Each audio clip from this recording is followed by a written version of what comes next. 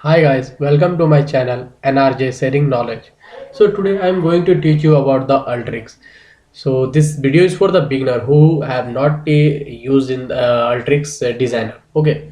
So if you install the Alteryx, you want the data set to work with it. Like if you take any input data tool, so you want to fetch the data. So you have not to go anywhere for the data. Just you go this location where you have installed in this app data local Alteryx. This is my user ID, so I am getting it blur, and there you will get the folder name sample.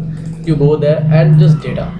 You can explore many things here. These are the folders we can you can get too many knowledge about this. So for the data fetching, just I am giving the example of data.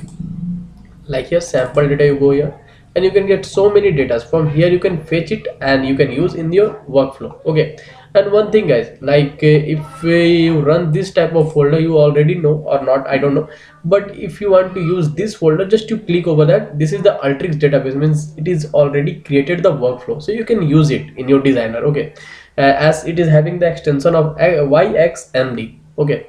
So and you can get many Excel sheet also here, so you can fetch this all the in as a input data and you can work with it and you can do the data processing.